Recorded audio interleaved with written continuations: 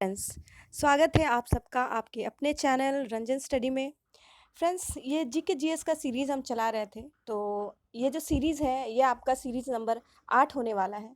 तो इस सीरीज़ को स्टार्ट करने से पहले फ्रेंड्स हमारा एक रिक्वेस्ट है कि अगर आप लोगों ने इन कुछ दिनों में अगर हमारे इस टारगेट को, हमारा ये टारगेट है कि इन कुछ दिनों में अगर 500 सब्सक्राइबर आप लोग अगर कंप्लीट कर देते हैं, तो आप लोगों को मुझसे बात करने का मौका मिलेगा, हमारा नंबर मिलेगा आपको कमेंट बॉक्स में। और एग्ज़ाम्स के टॉपिक पे आप हमसे डिस्कस कर सकते हैं। तो एग्ज़ाम से रिलेटेड आपको जो कुछ भी प्रॉब्लम होंगे या कुछ भी ऐसा आपको कुछ चाहिए होगा कंटेंट वगैरह, तो आप मुझसे बात कर सकते हैं। तो फ्रेंड्स, हम उम्मीद रखेंगे कि आप लोग हमारा ये टारगेट बहुत ही जल्द पूरा करेंगे और हम ये देखेंगे कि आप लोग कब तक ये पूरा करते हैं और आप लोगों को मिलता है नंबर हमारा। तो चलिए फ्रेंड्स, आज का ये सीरीज़ स्टार्ट करते हैं। पहला है, विजय स्तंभ का निर्माण राणा कुंभा ने चित्तौड़ में किया था। कहाँ किया था? तो राणा कुंभा ने चित्तौड़ में करा था। विजय स्तंभ का जो निर्माण है किसने कराया था? तो आपके कुंभा ने कराया था। कहाँ कराया था? तो चित्तौड़ में कराया था। अगला है, 1504 ईस्वी में सिकंदर लोदी ने आगरा शहर की स्थापना की थी। कब की थी आगरा शहर की स्थापना? तो सिकंदर लोदी ने की थी और 1504 में किया था। अगला है, बहमन वंश का अंतिम शासक था। बहमन वंश का अंतिम शासक जो था वो क्या था? वो कौन था? तो कलीमुल्ला शाह था। अगला है, खानवा का युद्ध 1527 ईस्वी में राणा सांगा एवं बाबर के बीच हुआ था। तो खानवा का युद्ध कब हुआ था फ्रेंड्स? तो 1527 ईस्वी में राणा सांगा और बाबर के बीच हुआ था। अगला है, फ्रेंड्स आप लोग इन सारे क्वेश्चंस को देखकर परेशान मत होइए। एग्जाम्स में घुमा फिरा कर बार बार यही क्वेश्चंस आते हैं और आप लोग वहाँ पे कंफ्यूज कर जाते हैं और नहीं बना पाते हैं। तो बस उसी के लिए है ये सारे क्वेश्चंस। आपके ज़्यादातर आपके दरोगा, एसएससी हो गया और कोई भी कॉम्पिटिटिव एग्जाम्स ले लिए जिसमें जीके जीएस पूछे ही जाते हैं, तो ये क्वेश्चन सारे उसी से रिलेटेड है। फ्रेंड्स बस देखते जाइए और बस रिवीजन करते जाइए। हम चाहते हैं कि आपका बहुत ही कम से कम समय में रिवीजन होते रहे और आप लोग ये करते जाएं। चलिए अगला है, औरंगजेब के गुरु मीर मोहम्मद कासिम थे। औरंगजेब के गुरु कौन थे? तो मीर मोहम्मद हकीम थे। तो औरंगजेब के गुरु यहाँ हो जाएंगे मीर मोहम्मद हकीम थे। चलिए अगला है, the last judgement Michelangelo की कृति है। तो लास्ट जजमेंट ये जो भी बुक है या जो भी है, इसको किसने लिखा है? तो माइकल एंजेलो ने लिखा है। चलिए अगला है, संसार में सर्वप्रथम लिखित संविधान संयुक्त राज्य अमेरिका 1789 में लागू हुआ था। तो संसार में सबसे पहला लिखित संविधान किस कंट्री का है फ्रेंड्स? तो यूएसए का है। और इसने कब लागू किया था? तो 1789 में। फ्रेंड्स ये तो सबको पता हो गया है कि लिखित संविधान जो है वो यूएसए का है, लेकिन इसको लागू कब किया गया था इसको याद रखेंगे फ्रेंड्स, ये बहुत वीवीआई है। 1789 याद रखेंगे फ्रेंड्स इसको। अगला है, इंग्लैंड में गौरवपूर्ण क्रांति 1688 ईस्वी में हुई। इंग्लैंड में जो क्रांति हुई थी तो वो गौरवपूर्ण क्रांति जो है कब हुई थी? 1688 में हुई थी। अगला है, फासिज्म का उदय सर्वप्रथम इटली में हुआ था, जिसके जन्मदाता मुसोलिनी था, जिसका जन्म 1883 ईस्वी में रोमांगना इटली में हुआ था। अगला है, इंग्लिश चैनल फ्रांस को यूनाइटेड किंगडम से अलग करता है। इंग्लिश चैनल जो है ये फ्रांस को, इंग्लिश चैनल नाम का एक सी है फ्रेंड्स, तो ये फ्रांस और यूनाइटेड किंगडम के बीच मतलब इन दोनों को वो अलग करता है, इन दोनों के बीच ये बहती है। चलिए अगला है, महासागरीय जल का तापमान 5 डिग्री से 33 डिग्री सेल्सियस के बीच होता है। तो महासागरीय जल जो है उसका टेम्परेचर 5 डिग्री सेल्सियस से लेकर 33 डिग्री सेल्सियस के बीच होता है। महासागरीय कहने का मतलब है यहाँ जो मतलब ओशंस वगैरह जो है उसका टेम्परेचर कितने से कितने के बीच रहता है? तो 5 डिग्री सेल्सियस से लेकर के 33 डिग्री सेल्सियस के बीच होता है। अगला है, काली मिट्टी का निर्माण बेसाल्ट चट्टानों के टूटने फूटने से होता है। तो काली मिट्टी का निर्माण कैसे होता है फ्रेंड्स? तो बेसाल्ट रॉक जो है, और ये बेसाल्ट रॉक कैसा रॉक है? तो बेसाल्ट रॉक आपका वॉल्केनिक रॉक है। इसके टूटने से ही काली मिट्टी का फॉर्मेशन होता है, जिसको हम इंग्लिश में ब्लैक सॉइल भी कहते हैं। चलिए, इसे हम फ्रेंड्स रेगुर सॉइल भी कहते हैं। ब्लैक सॉइल को रेगुर रेगुर सॉइल भी कहते हैं, याद रखेंगे फ्रेंड्स। अगला है, अकबर का मूल नाम जलालुद्दीन था। अकबर का जो रियल नेम था वो क्या था? जलालुद्दीन था। अगला है, 20 अप्रैल 1954 को भारत चीन के बीच पंचशील समझौता हुआ था।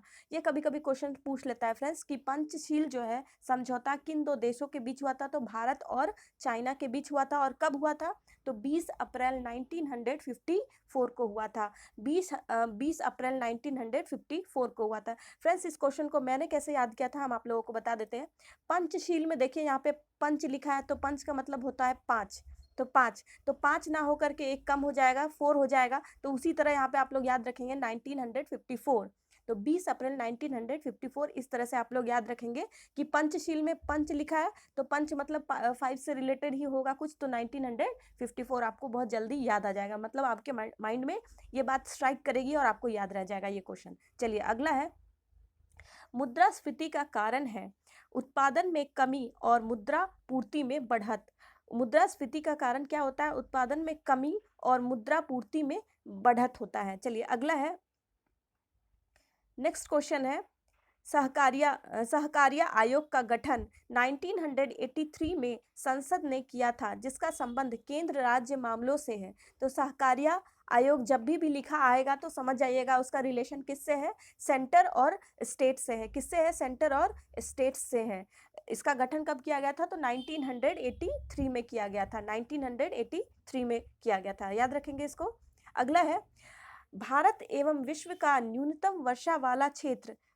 भारत और पूरे वर्ल्ड का वो ऐसा जगह जहाँ पे वर्षा बहुत ही कम होती है, बहुत ही न्यूनतम होती है, तो वो लेह हो जाएगा आपका, जो कश्मीर में है। अगला है, न्यू मूर द्वीप बंगाल की खाड़ी में स्थित है। न्यू मूर द्वीप कहाँ है फ्रेंड्स? तो ये बंगाल की खाड़ी में है, जिसको हम बे ऑफ बंगाल भी कहते हैं। अगला है, तुंग तथा भद्रा कृष्णा की सहायक नदी है। तुंग और जो भद्रा है वो किसकी सहायक नदी है? सहायक यहाँ कहने का मतलब है ट्रिब्यूटरी। तो कृष्णा रिवर की ये दोनों ट्रिब्यूटरियां हैं। चलिए, अगला है, दक्षिण पश्चिम मानसून द्वारा पश्चिमी तटीय मैदान में सर्वाधिक वर्षा होती है। तो दक्षिण पश्चिम मानसून से सबसे ज्यादा जो है पश्चिमी तट पे, जैसे ये आपका इंडिया हो गया, तो इस वाले एरिया में सबसे ज्यादा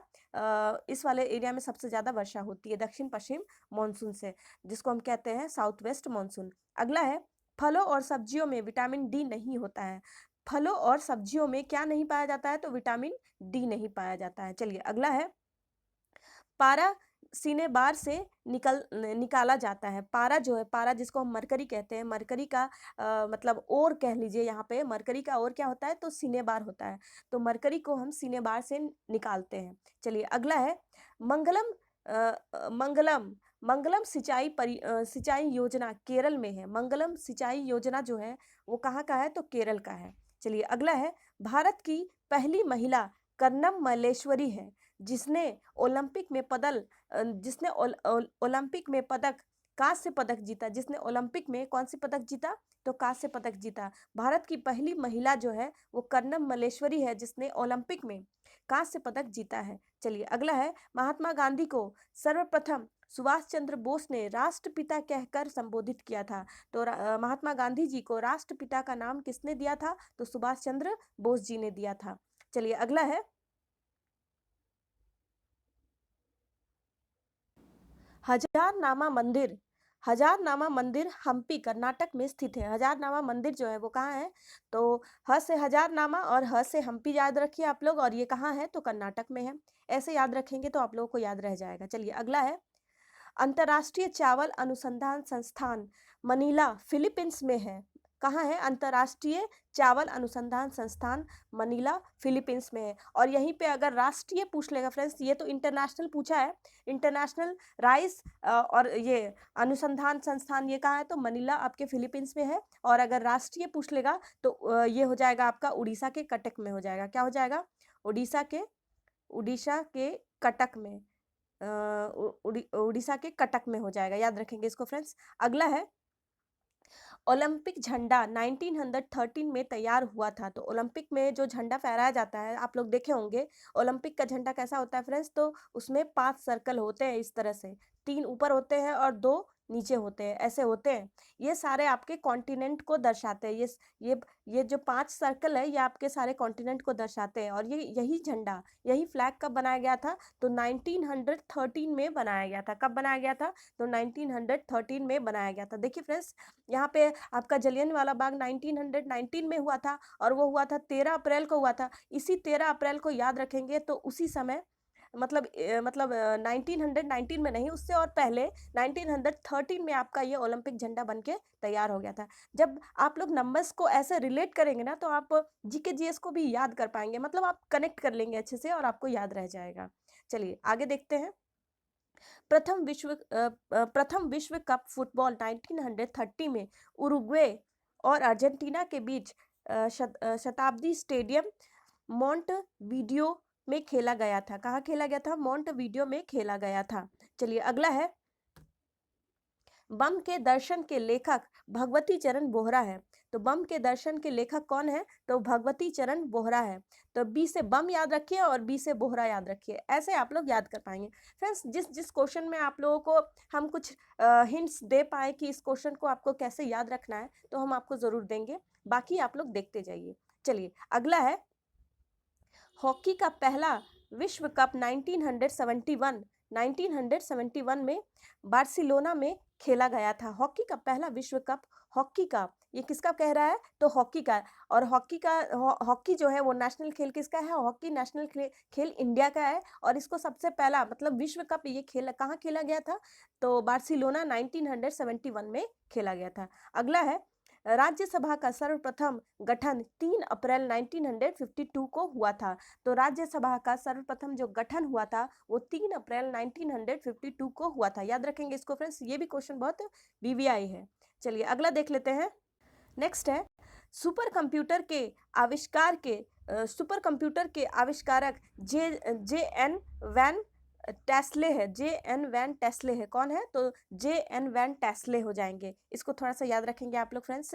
अगला है बुशमैन जनजाति कालाहारी मरुस्थल में निवास करती है। तो बुशमैन जनजाति जो है वो कालाहारी डेजर्ट में निवास करती है। बुशमैन जनजाति कहाँ पाई जाती है, तो कालाहारी डेजर्ट में पाई जाती है। अगला है हिडकल परियोजना घाट प्रभा नदी पर है। हिडकल परियोजना कहाँ है, तो घाट प्रभा नदी पे है। ये भी क्वेश्चन बहुत वीवीआई है फ्रेंड्स, इसको भी याद रखेंगे। हिडकल परियोजना जो कहाँ है, वो घाट प्रभा नदी पर है।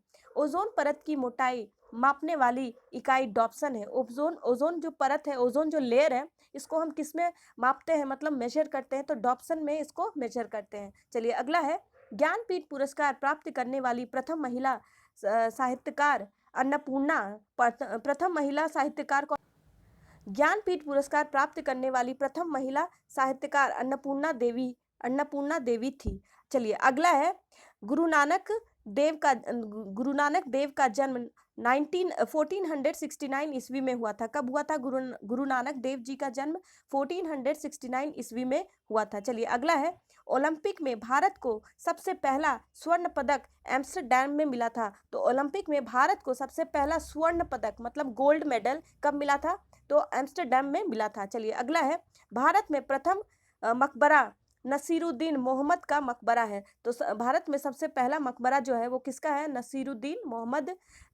नसीरुद्दीन महमूद का मकबरा है। चलिए अगला देख लेते हैं। केंद्रीय औषधि अनुसंधान संस्थान ये कहाँ है, तो लखनऊ में है। ये कहाँ है, तो लखनऊ में। केंद्रीय औषधि अनुसंधान संस्थान ये लखनऊ में है। अगला है आम का वैज्ञानिक नाम मैंजीफेरा इंडिका है। आम का वैज्ञानिक नाम क्या है, तो मैंजीफेरा इंडिका है। चलिए अगला है डीएनए की खोज वाटसन एंड क्रिक ने किया था। डीएनए की खोज किसने किया था, तो वाटसन एंड क्रिक ने किया था। चलिए अगला है तंबाकू में विषैला पदार्थ निकोटीन होता है। तो तंबाकू में विषैला पदार्थ कौन सा होता है, निकोटीन होता है। चलिए अगला है रेफ्रिजरेटर में जल को ठंडा करने के लिए अमोनिया गैस का प्रयोग होता है। तो रेफ्रिजरेटर में वाटर को ठंडा करने के लिए कौन सा गैस यूज करते हैं, तो अमोनिया गैस यूज करते हैं। अगला है कलकत्ता में उच्च न्यायालय की स्थापना 1862 में हुई थी। तो कलकत्ता में जो है उच्च न्यायालय, उसकी स्थापना कब हुई थी? तो 1862 में हुई थी, 1862 में हुई थी। अगला है, सैयद वंश की स्थापना खिज्र खां ने किया था। तो सैयद वंश की स्थापना किसने किया था? तो खिज्र खां ने किया था। आज का ये आखिरी क्वेश्चन देख लेते हैं फ्रेंड्स। मास्की शिलालेख आंध्र प्रदेश में है। मास्की शिलालेख पूछ लेगा आपसे, ये कहाँ है? मास्की शिलालेख, ये आपके आंध्रा में हो जाएंगे। ये कहाँ हो जाएगा? तो आंध्रा में हो जाएगा। ठीक है फ्रेंड्स, मिलते हैं नेक्स्ट वीडियो में। Thank you.